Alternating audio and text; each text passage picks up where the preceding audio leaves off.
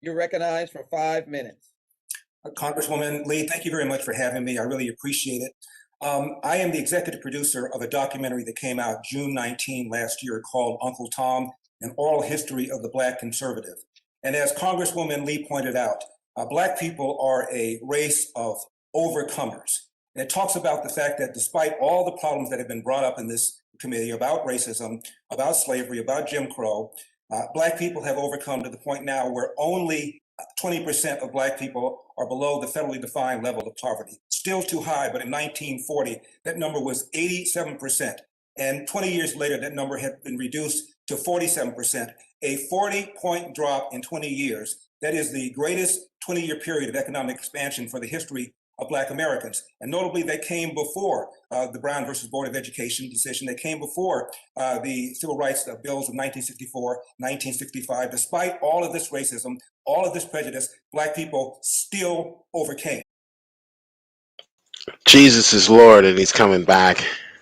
That's Larry Elder before Congress at a congressional hearing on reparations. Are blacks owed reparations? No. Simply put, no, they're not. I'm sorry, little girl. You're gonna have to get a job. No, you're a female. You shouldn't have to get a job. Your husband, man, is going to have to get a job to take care of you. And guess what? The experts, the whom I call the plantation overseers, the Democratic plantation overseers. You have the Democrats. We're going to be hearing from some of them. They're the slave master. The Democrats are the slave masters. Those are the ones on the House. Those are the ones on Capitol Hill or in the House. And then you have the House slave. That's the Democratic Black Caucus. That's the celebrities, the congressmen and women, African American, so-called civil rights leaders. And then you have the slaves in the field. Those are the African Americans. Each African American, one study suggests, would receive $151 million. So every African American, I think I might want to be black now, Veckel. You might want your card back. You might want your black card back if they give every black person in America $151 million instantaneously, making every African American a millionaire, multimillionaire, $151 million. And guess what? The experts, probably along the lines of the Mark Lamont Hills, the Eric Dysons, say that's not enough. Money alone isn't enough. Well, what? When will it ever be enough? African Americans do not deserve reparations. Why? Because African Americans have already gotten reparations to the tune of quadrillions of dollars in government entitlement programs since the 1960s.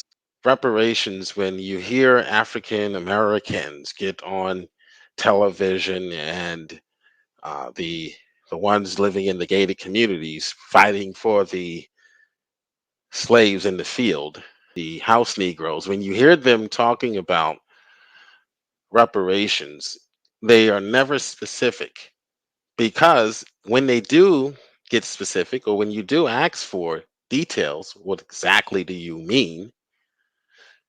They realize that it's just more of the same. What they've been getting, what blacks have been getting since the 1960s. That's why they never give you any specifics, because it's more of the same. This man actually owned slaves, or his ancestors actually owned slaves. So Joe Biden, who touts himself as this working class or coming from a working class family, actually comes from a family and ancestry that owned slaves and profited off of slave labor. I'm going to show you receipts for that. Is he honest? Heck no. Who are the 44%? Those are the useful idiots. Is the Biden administration competent in running the government? Heck no. 55% say no. Who are the 42%? Those are your Jefferson Spatchcocks. Those are your Jay Passiks, etc. The useful idiots, the beta male liberals who can't even admit that they made a mistake in putting this man in office. So it's day 60. Day 60. If anyone owes anyone reparations, it's this man. And not for just blacks, but for all Americans, including the ones he left in Afghanistan.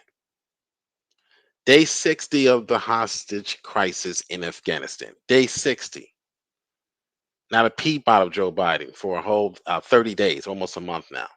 Hasn't even mentioned it. It's day 60. CNN is not reporting on the hostage crisis, are they? Americans trapped behind enemy lines, also green card holders, and Afghans who are not loyal to the Taliban.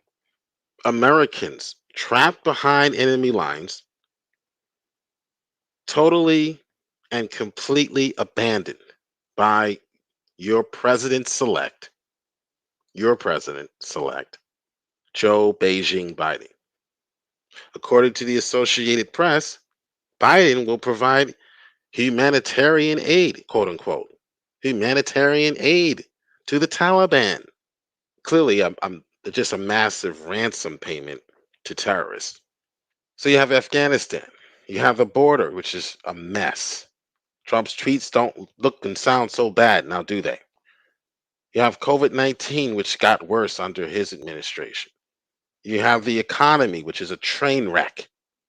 Biden's inflation taxes, workers being forced off their jobs, the workers who were there during the onset of COVID and risked their lives in hospitals treating patients with COVID are now under his administration, under your president's administration, being fired because of his mandates, because of his Marxist mandate. Oil prices are up 65%. Natural gas up 112% since January. That's when his administration took office, right? Shortage of school bus drivers. Again, because of his Marxist mandates.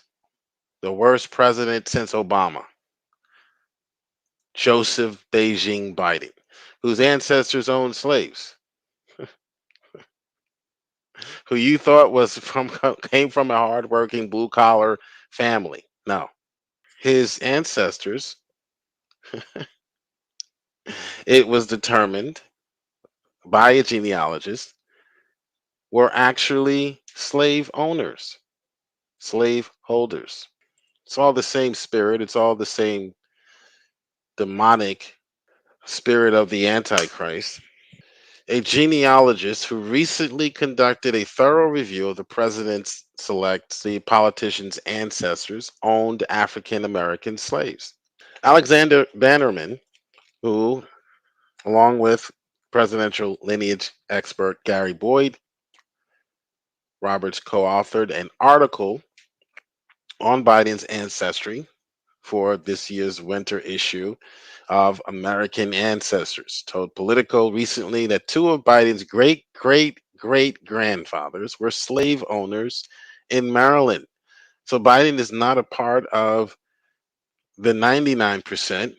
He's part of the 1%, the 1 to 2%. He doesn't wear a blue collar. He wears a white collar, a white hooded collar, and he carries a whip. This was in Maryland. Many people don't know that the South was not what you think the South was. Baltimore was a major slave hub, so was Maryland. Maryland, the entire state of Maryland. Okay. So it wasn't just the South, what we would consider the South. Uh, it was the slavery extended as far as Baltimore. Okay. Baltimore was a major slave hub. Okay. According to the news outlet, the genealogist made the discovery while searching through the census records and slave schedules from Maryland. So there's the political report pointing to his great great great grandfather who enslaved two people in Allegheny. Looks like that says Allegheny County, Maryland, in an 1800 census. This man is probably the worst president since Obama. Biden! Joe Biden! I would say that he is the worst president since Obama. I don't know about you, but check this out. Now, I'm going to show you what he did to HBCUs. If you don't know what an HBCU is, it's historically black college and universities. Historically black colleges and universities. Biden, Mr. Beijing, slave holding ancestry disaster of a president, cut HBCUs, historically black universities, colleges and university funding by $40 billion. $40 billion. Obama cut it 85 million. Yeah, the first black president. We know what Donald Trump did for HBCUs in between these two disasters of a presidency. $40 billion. $40 billion. He cut HBCUs. I told you, coons, you Democratic plantation house slaves of the Democratic plantation, that this would happen. You didn't believe me. Now you're suffering. But I want you to listen to how the Democratic house slave, the boule, they may be called, the elite, like these aren't the slaves in the field, but these are the house slaves. These are the ones who actually go out and get the house slave to participate in political events and vote even, right? Because they are the ones who are charged with brainwashing the house Negro, the house slave of the Democratic Party. And they are the ones who promoted Joe Biden, put him in office basically, and got a bunch of blacks to come out and vote who normally wouldn't even care to vote. Listen to how they protect Joe Biden, even though he cut HBCUs, their own universities that they are currently working at, by not 10 billion, not 20 billion, but 40 billion. $40 billion. Listen to how they protect this man and act as though as if, now imagine if the roles were reversed and it was Donald Trump who didn't cut the HBCUs but actually set up the HBCUs to be funded on a consistent basis for the next decade, which no president has ever done in the history of this country. What would have been the response or the reaction if it were Donald Trump who cut historically black colleges $40 billion? What would be the response? Would the response be the same? I doubt it. But listen to the reaction. For historically black colleges and Listen to universities these is now dwindling. coons. Our Rachel Riley is live on Southern University's campus tonight. Rachel, how are people there responding to this news? Listen to how they respond. Carly, many people who walk the campuses of Southern University and other universities like it. They say it's very disappointing news. However, some say there may be hope. Fortunately, I wasn't shocked. This is traditionally what happens. President Joe Biden. This is traditionally what happens. Would now he's not even attempting to attack who is responsible, the Biden administration. But now he wants to blame it on America. See, this is why I gave up my black card as far as being part of the majority politically, because these people are hypocritical. They're hypocrites. They're going to write this down in history as something America did, instead of blaming who is responsible, mainly the Democratic Party. They're going to write this down in history. Well, that's just America. But all while be it, it's the man that you voted for in the Democratic Party. Biden's $45 billion proposal for HBCU funding was reviewed by lawmakers and cut to $2 billion. NAACP representative and Southern professor Jarrett Luter says HBCUs need as much funding as possible. That funding is not just for the university, but it's for the Lord University President Dr. Walter Kimbrough says Listen this to is this actually quote. something they can work with. Maybe you get 2 or 3 billion, but if we normally get $1 billion a year and I get 3 or 4, that's a big increase. Yeah, And so that's I a have to big look at it increase. like that, and not as, some people Yeah, just like, oh, it's a loss and he failed. I want somebody who's going for something big for me. Yeah, I want somebody. Yeah, I want somebody going for something big for me. It's not Joe Biden's fault. That's just the way things are. That's just the way things have always been. Not under Trump. Not under Trump. I told you, Coons. I told you to stop voting for these idiots. But no, you won't. You won't listen to Joe, because Joe is a let's go Brandon, right? Is that what they were chanting? Is that what they were chanting? Let's go Brandon. This man cut HBCUs, where all of the black colleges, they should be chanting this on. Joe Biden! Instead, you got coons like this coming on the air saying, "Well, that's just how America is. America's always been racist." Cool. And so I'm appreciative of that. U.S. Representative Troy Carter is in favor for more funding, but says it may be tough. From my perspective, I'd love it to be a larger number, but I'm realistic that in order to compromise and get it done, we may have to settle for something a little less than what would be perfect in the hearts and minds. We have to settle for what may not be perfect in the minds of many.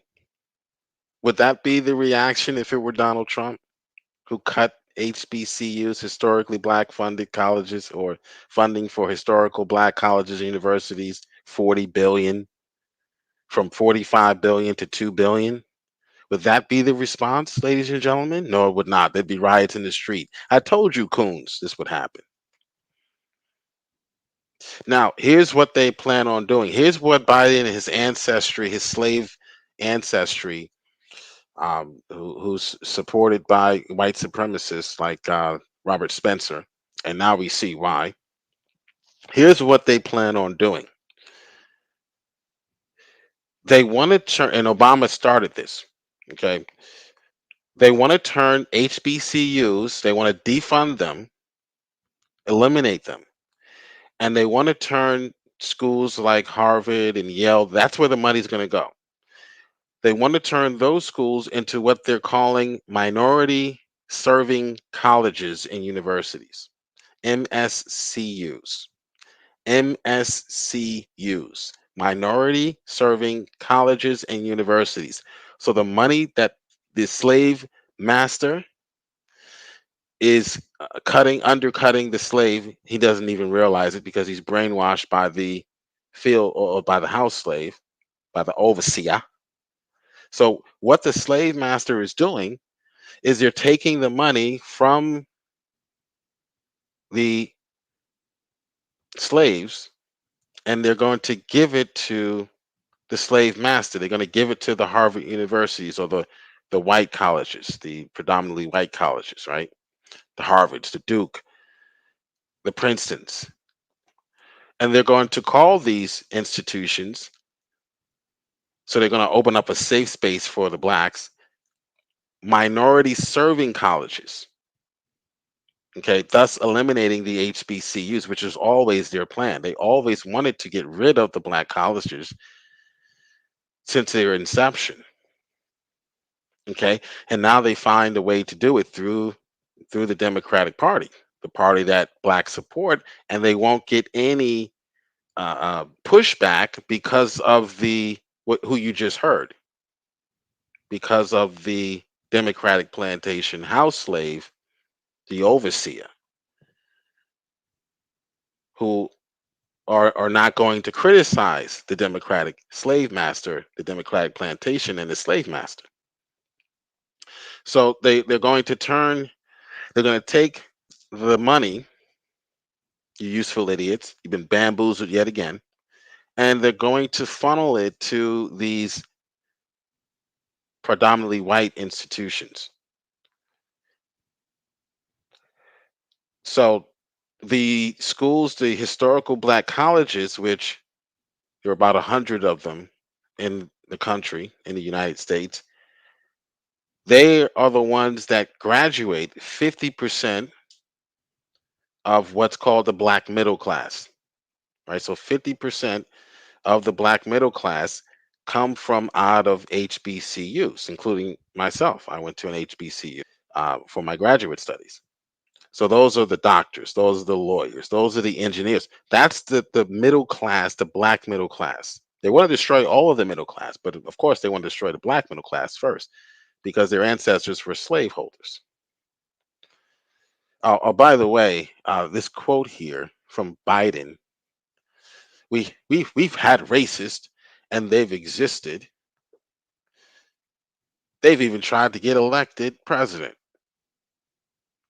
He's the first one. Speaking of Trump, he's the first one that we've had. Well, first of all, Biden,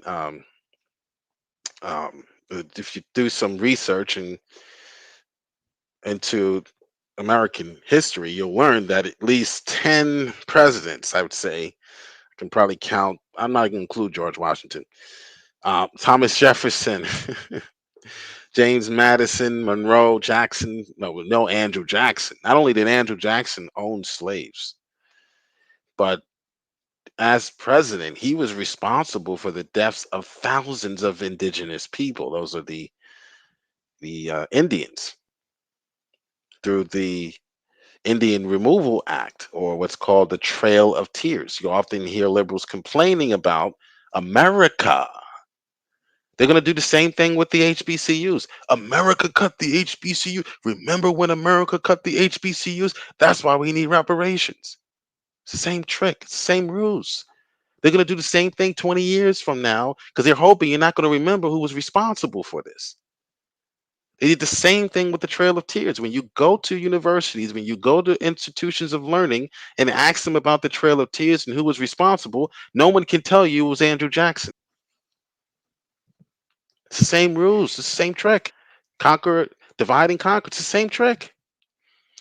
Andrew Jackson not only owned slaves, Mr. Vice President, select, John Tyler, I think, Polk, Van Buren, of course, Martin Van Buren, and then I think Grant owned slaves. But not only did Jackson own slaves, he's only a $20 bill, by the way, but he forced and relocated Indians, indigenous people, from their territory along what's called the Trail of Tears. That was to clear room for Southern slave owners like Joe Biden's ancestry. That was to make room for Southern slave owners, not Southern, but slave owners, period. Stop this North South. That had nothing to do with the North and the South. The South just was a hub And Baltimore was a hub also. That's not the South. Had nothing to do with the South. It had everything to do with the ancestry of the person you voted for. Had everything to do with the heart. Had nothing to do with you where you were located. You would go to the location where it was accepted, but it wasn't about where you were located. That didn't define whether or not you were a slave, a racist slave owner. So stop this nonsense about people down south being racist. That's nothing to do with where you're located. That's where they would go.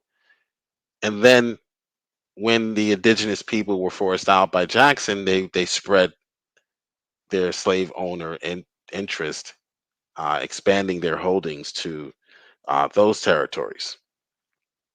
Okay, so the quote was totally off. I think in this statement, I think he lied about 10 times, which I've never seen before. When he gave this speech, it was about a 2-minute speech, and he lied like 10 times. So this was one of them. Led astray. All right, I want to go back to Larry Elder's congressional hearing title and topic. So, and why he feels like I do that blacks do not need reparations. Okay, blacks need to get rid of people like this. That's what blacks need, and stop supporting people like this. Stop supporting like this. You'll get your reparations because the money has been coming. The money has been flowing since the 60s. It's been coming into the neighborhoods, but then you have people like this that will just take the money right up from under your feet and use it to further their racist agenda. The money's there. I mean, we could talk about entitlement programs till we're blue in the face. I can email a whole list of them for you. You know, if you need to see them, the money's there. It's not the problem is not the funding. We're not blacks aren't getting enough funding. Blacks are getting more funding in the education realm than any other group. If you look statistically at the number of or the amount per student that is funded by the government, the lower income black communities, their students are being spent, or more money is being spent on them per student than any other group. So it's not the money. You don't need more reparations. You need to get rid of the people who are controlling the reparations, who have been controlling the reparations for 60 years. Losar.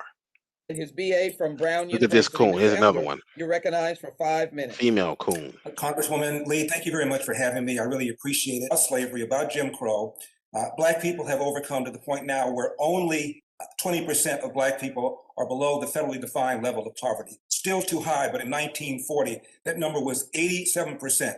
And 20 years later, that number had been reduced to 47%, a 40-point drop in 20 years. That is the greatest 20-year period of economic expansion for the history of Black Americans. And notably, they came before the Brown versus Board of Education decision. They came before the Civil Rights Bills of 1964, 1965. Despite all of this racism, all of this prejudice, Black people still overcame. The first Black president of the United States. I'm old school. I still get the newspapers thrown to my house. And the day that Obama got elected, I got the New York Times and the LA Times thrown to my home. And on the front pages of both those newspapers, there were colored pictures of Black parents hugging their kids, crying, saying things like, now I can say for the first time truly that if you work hard, you can be anything you want to be. In 1997, Time Magazine and CNN did a broad survey of Black teens and white teens and asked both of them whether or not racism was a major problem in America. And both of them said yes, not too surprisingly. But then Black teens were asked the following question. Is racism a big problem, a small problem, or no problem in your own daily life? 89% of Black teens in 1997 said racism was a small problem or no problem in my own daily life. In fact, twice as many Black teens as white teens said failure to take advantage of available opportunities is a bigger problem than racism. Failure to take advantage of opportunities. Failure, and I would also say, I would add to that culture. I think it was the Brookings Institution did a study on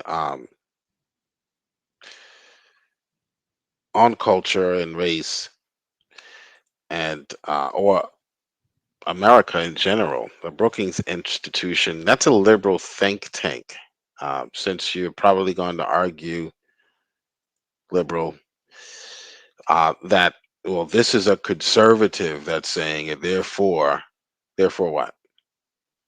Therefore it's not true. No, you have to actually debunk what he's saying factually. But I think it was and they support what I've been saying is the solution. You always talk about the problem, Joe, but you don't talk about solutions. Well, I do talk about solutions all the time. You just don't like the solution. You think the solution is white privilege, is getting rid of white people. That's what you think the solution is. That's certainly not the solution. That's a Marxist solution, but that's not the solution we would say. That's not the solution that the statistics would say would benefit black people. If you get rid of white people in this country, that's not going to help black people at all. In fact, some people like Jesse Lee Peterson would suggest that that would harm black people. They would turn America into a ghetto, he would say. And that's not because they're black. That's because they are slaves. That's what they are. They're slaves to the Democratic Party. The Democratic Party is the slave master, the House slave. That would be a Democratic Black Caucus. And then they are the slaves in the field who are brainwashed by the House slave, the House Negro, who take orders from the Democratic Party, the DNC. But I've always said, get married, and I promote this to my students every opportunity I get. Of course, not in the classroom. If I see them in the hallway, in the lunchroom, I'll strike up a conversation. You want to be successful in America? Get married before you have kids. First comes love, then comes marriage. Then comes the baby, and we don't sing that song anymore. I think they changed it to some perverted nonsense that the kids are singing now. They don't even sing that song anymore. That's just it's not politically correct, I guess. First comes love, then comes marriage, then comes the baby and the baby carriage. Get married before you have kids. Stay out of jail and get a job. Let's see what the Brookings Institute has to say. Again, a liberal think tank, not a conservative think tank, not a conservative publication, but a liberal one. Let politicians, school teachers, and administrators, community leaders, ministers, and parents drill into the children. This is what we should be doing. Instead of teaching them this nonsense. I made a comment on one of Miss April's recent videos about PBIS, in which I stated that PBIS is white supremacy with the hug, and a lot of y'all wanted to know more about that, so here we go. First of all, thank you to Jack Copa, who reminded me that Dina Simmons was the first to coin this term, so thank you, Jack, so much. So if PBIS concerns itself with positive behaviors, we have to ask ourselves, okay, well, what are those positive behaviors? And it's things like making sure that you're following directions and making sure that you're sitting quietly and you are in your seat and all these things that come from white culture. The idea of just sitting quiet and being told stuff being and in your taking seat things comes in from a white passive culture. stance is not a thing that's in with many cultures. Following so rules. if we're positively enforcing these behaviors, we are by extension positively enforcing elements of white culture, which therefore keeps whiteness at the center, which is the definition of white supremacy. So that's what they're teaching the black kids now. You don't have to do these things. You don't have to be disciplined in your deportment. You don't even have to remain in your seat. So you can pay attention to what's being taught. They're teaching them that all of these things, including what I'm showing you on the screen, are racist, are part of the white privilege infrastructure of systemic racism. Not according to what the Brookings Institute has found in their study. They recommend, after their study, that school teachers, administrators, those are your principals, vice principals, community leaders,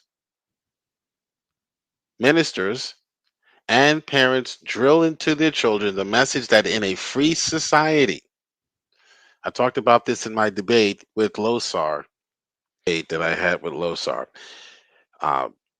This is a free society. This is a democratic republic and a capitalist society. And there are rules to success. To be successful in this society, you have to do certain things. Has nothing to do with your race. Nothing at all. If you want to be successful in this society, there are certain things you have to do. Again, it has nothing to do with race, has nothing to do with whiteness or white privilege. Kick Okay. it off with Losar. We really appreciate Losar. You guys remember this, number right? one. Thanks for being here. It's a great Now, this is privilege to Losar. get I'm going to have come you here back for to the this first time, and so thanks for being here later, today. but Thank you.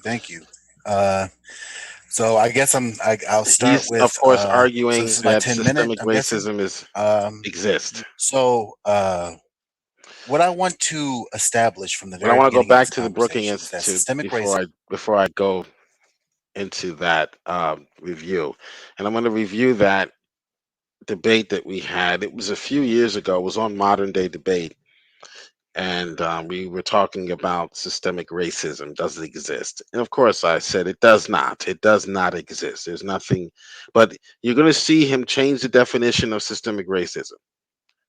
That's what the rules is. The game now that they're playing, the 3-card Monty that they're playing is, well, we're going to change the definition to a definition that cannot be what I'm talking about. A definition that cannot ever be extended or extinguished. Right? You're going to see exactly what they're doing, because this Democratic, I'm not sure if he's a slave master or a house slave. But he's definitely not a slave in the field. He might be a slave in the field who's just brainwashed and just repeating the talking points from the House slave, the Democratic Party.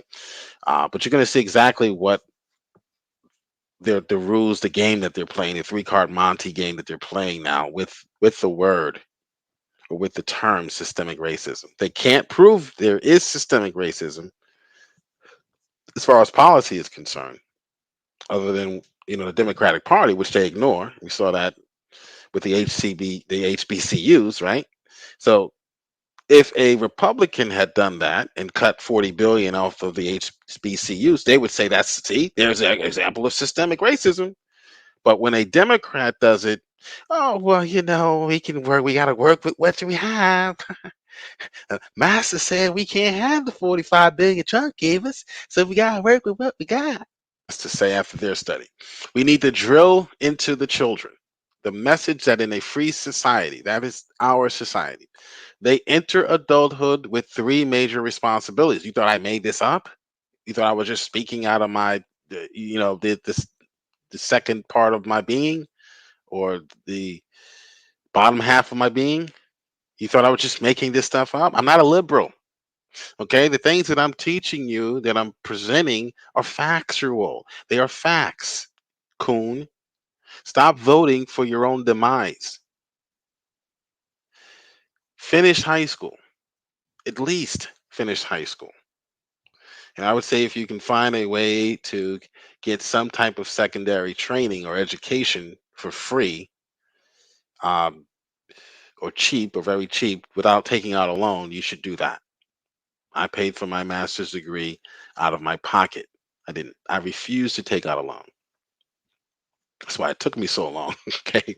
Get a full-time job,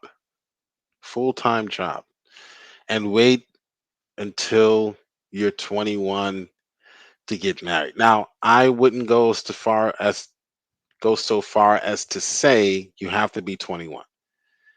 I would just say before you have children, get married. Doesn't matter if you're 18, two 17-year-olds, doesn't matter. Get married before you have children. Our research shows, this is the Brookings Institute. This isn't a Republican. This is a liberal think tank called the Brookings Institute. The Brookings Institute. Look it up. Our research shows that of American adults who followed these three simple rules, only about 2% are in poverty, and nearly 75% have joined the middle class. Why does Biden want to cut the black historical colleges and universities? Because he wants to cut the middle class. It's a Marxist ploy. 75%.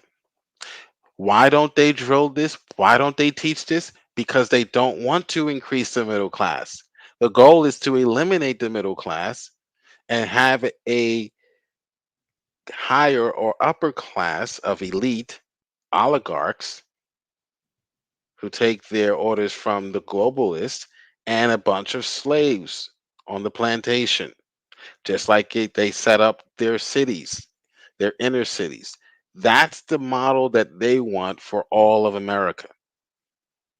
Okay, and defined earnings is around 55,000 a year. In most states, that's considered middle class.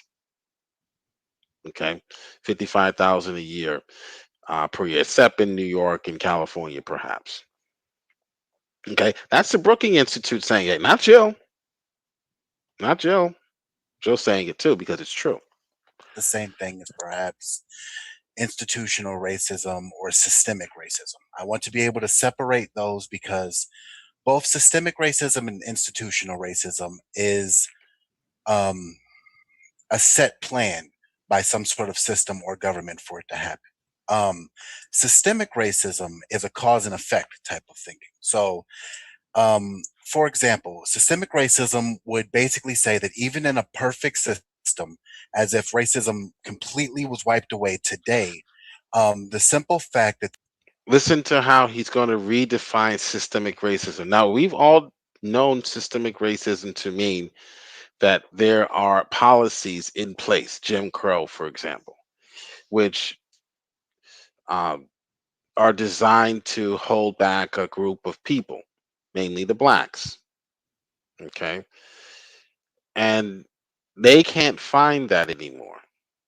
Okay. They can't find that that doesn't exist anymore. We have affirmative action in employment. We have the entitlement programs. We have 50 years of affirmative action. 50 years to eliminate the racial bias in hiring, the supposed racial bias in hiring. Right? So we have school integration. So we have affirmative action in school as far as higher education is concerned and college admissions. So we have, legislative, rich legislative history as far as civil rights are concerned. The Civil Rights Act of '64, uh, the National Labor Relations Act of 1935, also called the Wagner Act.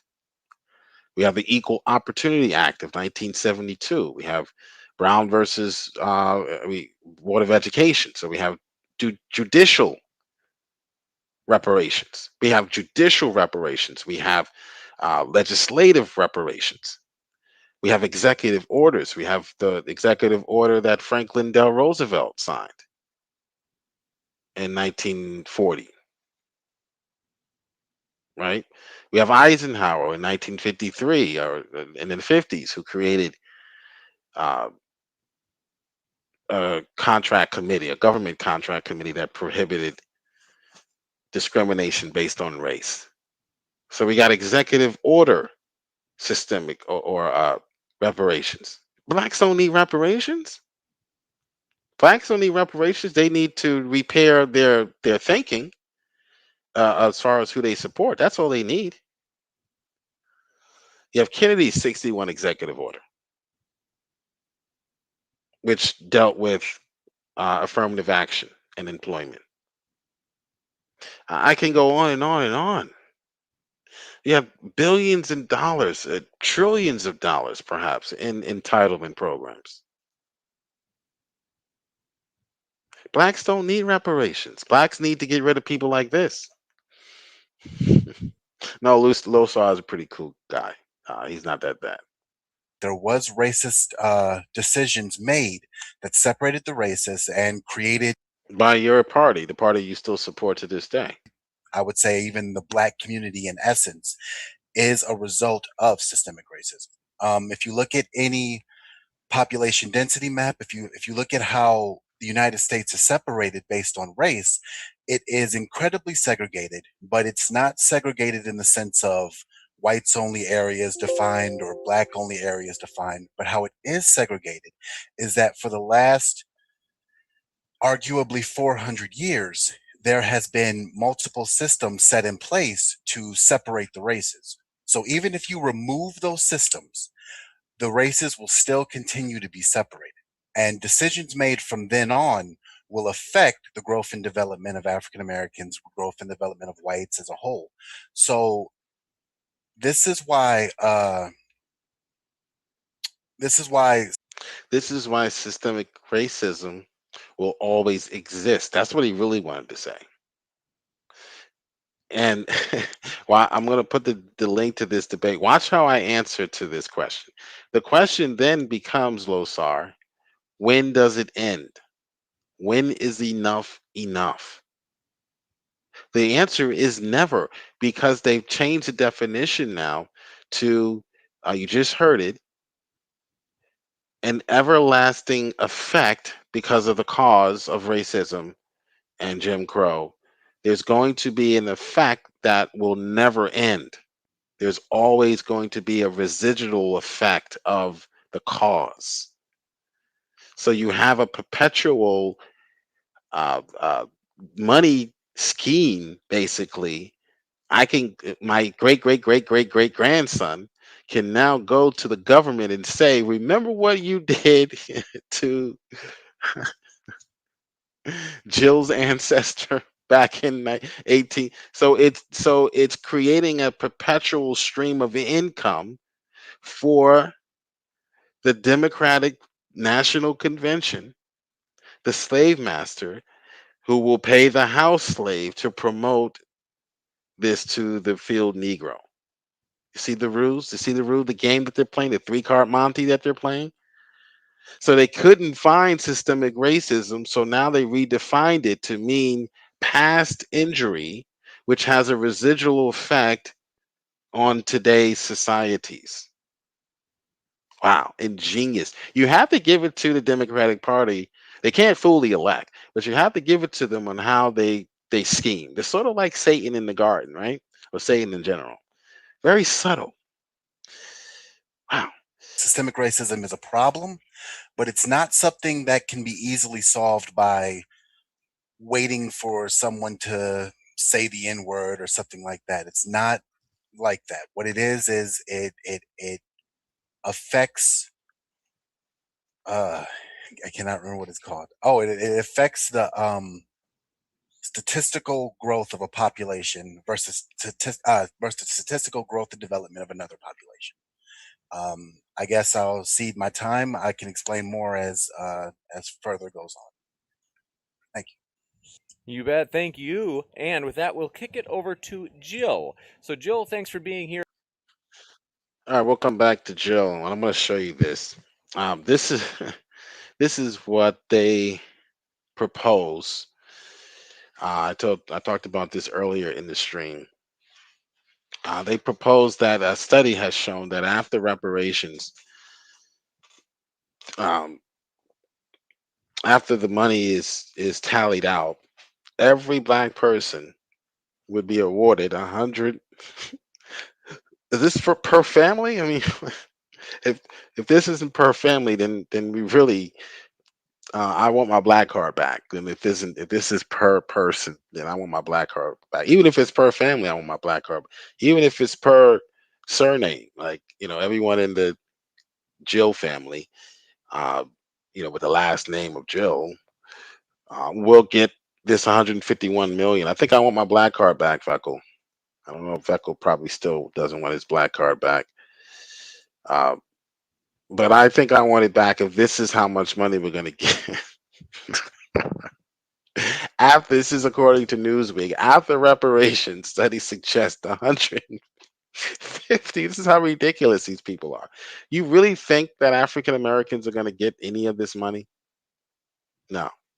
No, the money is going to go to Joe Biden and his slave holding ancestry and the rest of the Democratic machine, the slave master. That's where the money's going to go. So the reason why they're not fighting for the slave in the field. They're fighting because they realize that they're going to be the first ones with their hands on the money. And then they get to divvy it out. But it's never going to be divvied out. It hasn't been divvied out since 1960. That's why you still have ghettos. That's why you have billions of dollars funneled into these neighborhoods, and the people never actually see improvement.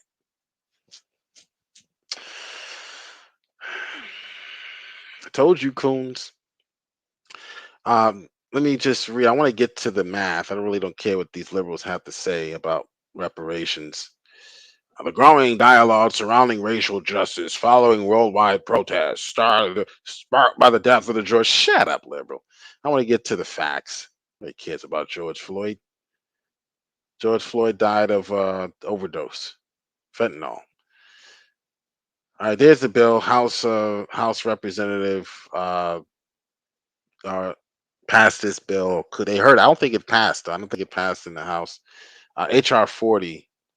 All right. So how could the cost be calculated? This is what I'm interested in. If payments were to be made, the amount that would be calculated could vary depending on how the cost is estimated. And study in the review of the Black Political Economy Journal first published this in June 19th. Is that Juneteenth? The wealth implications of slavery, that's the name of the article. Among its estimates for the cost were around 12 to 13 trillion dollars. This is back in 2018. In 2018 dollars. Well, that's scary. When we start talking in terms like that, in 2018 dollars, right? That's another stream, another boring stream. All right, but based on upon estimates and looking at land-based, stemming from the promise made to freed slaves, was it 40 acres and a mule, and price-based, considering what slave prices were, looking at the wage-based costs and factoring in interest. Gosh, it's assessed the cost could be counted as up to 6.2 quadrillion as of 2018. This amount divided by 40,000 or 40,909,233 Black non-Hispanic descendants. Thomas Sowell said it best. This is why this is not, the Bible will have nothing to do with this. Because if you're going to give reparations, Thomas Sowell said, if you're going to give reparations to everyone or to blacks, you have to give it to everyone. Okay.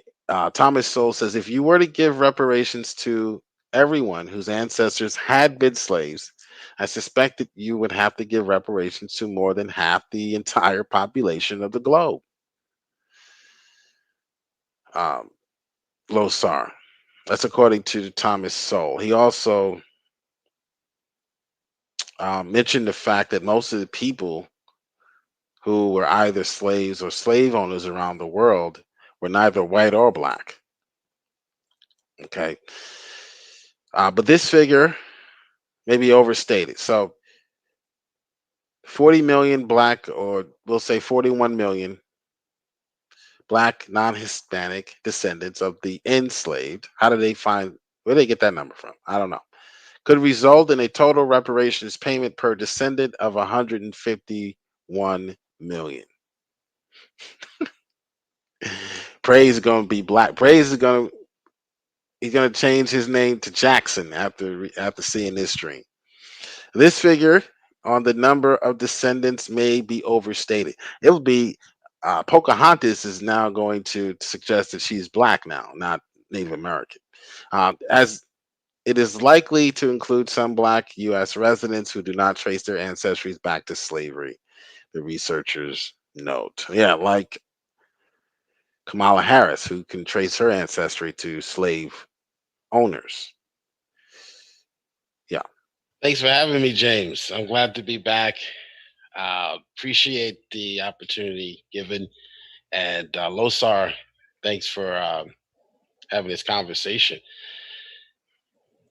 Does systemic racism exist? Well, if you want to consider systemic racism to be a matter of policy, such as Jim Crow, you know, you had laws that were enacted that are actually on the books that we Laws enacted by the Democratic Party. I should have mentioned that. correlate to directly to the oppression of a certain race or group of people. If that is your definition of systemic racism, then no, it doesn't exist. So if your definition is statistical disparities, meaning we can see that certain groups are doing better than others, then I would say, yes, it does exist, because there are groups that are doing better than other groups. My opponent, Losar, talked about cause and effect. Well, yeah, there are causes and effects, but I would argue, for how long will these effects be a major factor? He talked about a set plan. Well, yeah, there's a set plan. There's a set plan for success, and there's a set plan for failure. And all right, so there's a set plan. Losar talks about a set plan, referring to the history of his Democratic Party. But there is a set plan for success in America that has nothing to do with your race, and we talked about that.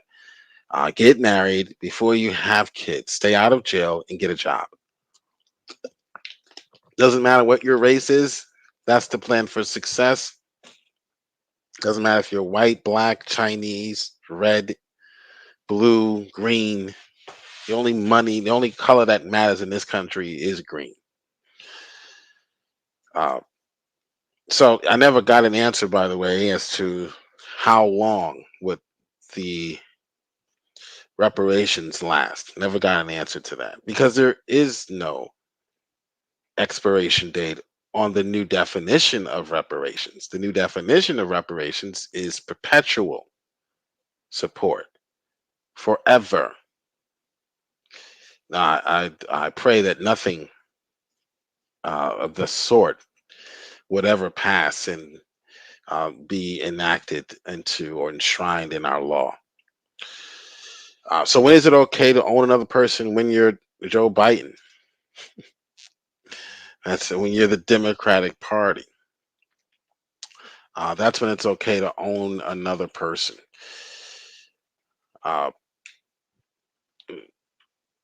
Joe Behar is not happy. Joe Behar is pretty upset about something.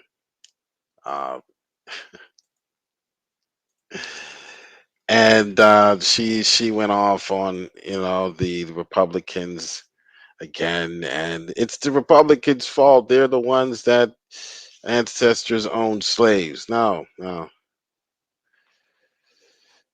The slaveholders are still in the Democratic Party, and one is sitting up in the White House right now. These people are destroying the country, in my opinion. We These are people. so in trouble in this country. I don't know if people understand how dire the situation is. If Joe Biden loses, if the Democrats lose, the Republicans, who are so corrupt right now, and we all know that, they will move in. Trump will run in 2024. He might win because of all the cheating that's going on. he might win because of all the cheating that's going on. No, there's no cheating going on in our elections. Joy, what are you talking about? All right, so again, this is not. I'm not saying this. I didn't just make this stuff up because I'm teaching whiteness. This is what the statistics have shown, even from your own liberal think tanks like the Brookings Institute, which suggest, based on their research, that these simple rules lead to success. Only 2% are in poverty that follow these 3 simple rules. Get married. There's no such thing as a boyfriend or a girlfriend. Get married. Marriage. No such thing as a girlfriend or a boyfriend. Get married. Stay out of jail. Stop committing crimes. And get married before you have kids. That's important. Get Joy or Joe Behar. It's Jay Behar. Jay Pasick. That's his nickname. So Joey has enough nicknames right now. Like Beijing Biden. So you'll get 1,200 when it's all said and done. I don't know, 1,200 what? Oh, in reparations, that's how much blacks are gonna get. Yeah, that's 1,200. What we're gonna get.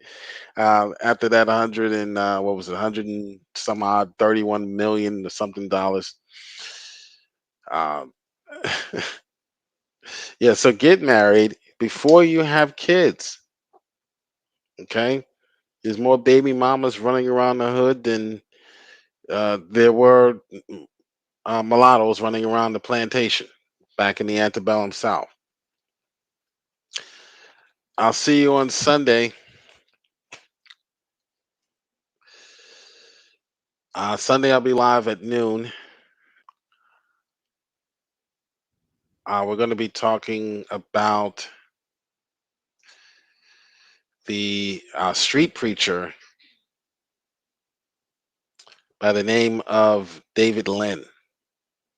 And he's a street preacher in Canada. He's been in the news lately. He's been arrested a few times. Boy, the Canadian police, they're like the Gestapo. They are like the secret Nazi Germany police, man. You can't even preach the gospel in Canada in some places, some areas. So we're going to be looking at some of his encounters with people like this. The the Lisa Pages and the Peter Strucks of our society who can't stand the gospel, the glorious gospel message, who are Paul calls them wickedness in high places. He wasn't just talking about spiritual or spirits, because the spiritual beings that are in high places are referring to people who are in political positions of power. And these principalities make their seat in political people who hold political positions. Okay, and that's how they control and they rule, and that's how the prince of the air operates in the land. He controls the even though God can change the heart of the king, it is Satan who makes his place and makes his home in the heart of the people who can do the most damage. And those are your politicians, those are your leaders who have influence, who have control and authority and power, and can make policy and can stop a man from running for governor in California, and Larry Elder. Okay, so that's where Satan does his most of his work. That's where he concentrates the most. He concentrates on the politicians and the people who have control and influence. David Lynn is on the forefront of dealing with uh, the rainbow community, the the LGBTQ, and those on the left, those who support evil. Okay, so we're going to be taking a look at and following him as he preaches the gospel in the streets of Toronto, in Canada, and so it should be a lot of fun because he's gotten in some interesting bouts with. I really do believe that many of his encounters are of the or he's had many encounters with the demonic, with the demonically inspired, for sure, like these two, but not just demonically inspired, but demonically possessed. And you could see it. You could, I mean, if you're filled with the Spirit, you could see, especially this guy right here, uh, Mr. Peter Struck.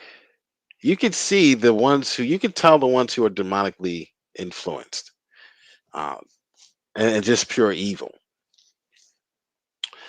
So yeah, and I mean, literally gnashing at the teeth and screaming and foaming at the mouth because this man is preaching the glorious gospel message.